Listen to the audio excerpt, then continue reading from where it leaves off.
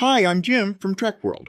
You know, there's a moment in Star Trek's history when the future almost didn't get built.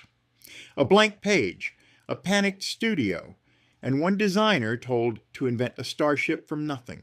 And somehow, he did. The following program is brought to you in living color by Trek World. I still smile when I think about the moment the ship took shape. Not the fictional Enterprise that lived in Gene's head, but the physical one. The one that had to exist as lumber and paint and camera angles and the sweat of a crew trying to conjure the future out of nothing at all. You know, when I go back through the early memories of how Star Trek became real, I always find myself returning to this simple truth. Nobody, not Gene, not Herb Solo, not Bob Justman, really understood how hard it was going to be to build a universe. Not imagine it, not pitch it, but build it. And for a little studio like Desilu in the mid-1960s, building the future wasn't a metaphor. It meant finding an art director who could do the impossible. It meant creating shapes no one had ever seen before. Shapes that still had to be practical enough to shoot with cameras that weighed more than the actors. It meant facing the truth that there was no blueprint for this, no earlier show to imitate, no guide. Just a handful of people staring at the blank wall of possibility. And that's exactly where this story begins. The funny thing is, Gene Roddenberry could imagine a starship, but he couldn't visualize one. Not really. He knew what it shouldn't look like. No Flash Gordon fins, no Buck Rogers thrusters, nothing that smelled of pulp futurism. But as for what it should look like, that was a mystery even to him. I love that honesty. It reminds us how fragile invention really is. Even the man credited with creating Star Trek was, in those early moments, still fumbling through old sci-fi magazines, pointing at illustrations that were nearly 30 years old.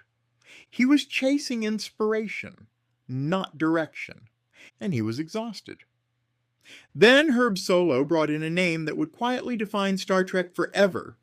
A man who didn't brag, didn't preen, didn't write manifestos about the future. He just drew. His name was Walter Matt Jeffries. And everything, absolutely everything, changed the moment he sat down at his drafting table. Imagine being that guy. You're handed a scribbled concept, something like, Wagon train to the stars. you're told the ship. Shouldn't look silly. Shouldn't look like a rocket. Should suggest a new kind of power we don't yet understand. And you have to turn that into a real shootable object that will convince millions of people that humanity will one day cross the galaxy. No pressure at all. And Matt, he didn't just sketch pretty pictures. He invented a visual logic for the ship, a justification for every line, every curve, every negative space. Piece by piece, he built physics into the design, what we now all call Jeffries tubes, warp nacelles, and the iconic saucer and pylon's silhouette.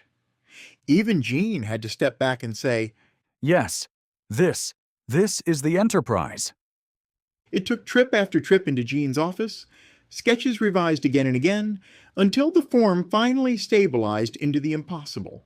A starship that looked both futuristic and functional. A starship that belonged to us. A starship that felt real. This is the part I always linger on.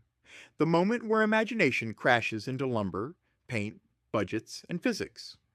Because Desilu didn't have a team ready for this. They had the Lucy Show crew, and as Herb Solo admitted, they were fantastic professionals. Just not trained to create a science fiction universe. So when the design was finally approved, those drawings went to Darrell Anderson and the miniature crew at the Howard Anderson Company. And what they built wasn't miniature at all. It was 11 feet long. A starship so big that the camera had to move instead of the model. By today's standards, that's absurd, but in 1964, it was insanity. And it worked. But the size created a strange problem. The model consumed so much space on the miniature stage that the camera couldn't move freely. Shots had to be choreographed like ballet, weaving light and motion through a forest of rigging, cables, rails, and carefully spaced supports. Every frame of the Enterprise gliding through space was a triumph, not of computers, not of industrial machinery, but of human hands guiding a camera across a few feet of stage with absolute precision. If the Enterprise model was the body of the show, the bridge was the heart. And Matt Jeffries knew that. Every blinking panel, every sculpted console, every geometric shape had to communicate one powerful idea. This is what the future feels like. And it had to do so without looking campy, or cheap, or borrowed from another 1950s serial. Jeffries worked closely with a German-born art director named Franz Borchlin, who stepped in after the original art director, Pato Guzman, suddenly left the production. Together, Jeffries and Borchlin crafted the ship's bridge, a circular command center with sightlines no other TV show had dared to build. The screens, the chairs, the stations, and the colors. It wasn't futuristic for the sake of novelty. It was futuristic because it felt useful. You were supposed to believe people lived and worked here, that the blinking lights weren't flashing nonsense, but data streaming through a starship's veins. And that's precisely how it played.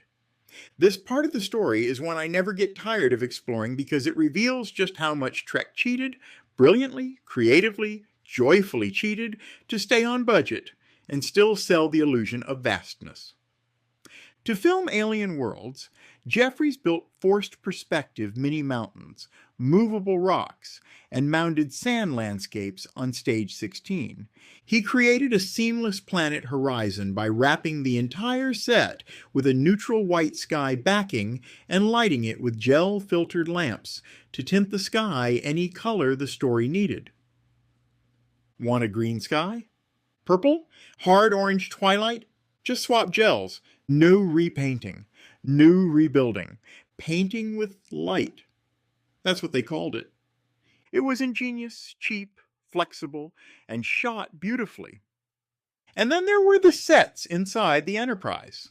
Because Desilu was cramped for stage space, everything had to be modular. Kirk's cabin became Spock's cabin. The briefing room became a recreation room. Engineering became the shuttle bay. Walls slid, swapped, folded, or vanished. Furniture rotated in and out like starship origami. Even the now famous Jeffries tube was a budgetary miracle, a vertical cylinder built on wheels, lit from within, filled with little blinking thingamajigs, and rolled onto the stage whenever Scotty needed to save the galaxy. Every trick solved a problem. Every problem made Trek smarter. While Jeffries built the visuals, another team breathed life into the ship through sound. The transporter effect, just aluminum powder dropped in front of a slow-motion camera. The warp flyby whoosh! Composer Sandy Courage making sounds with his own mouth into a microphone.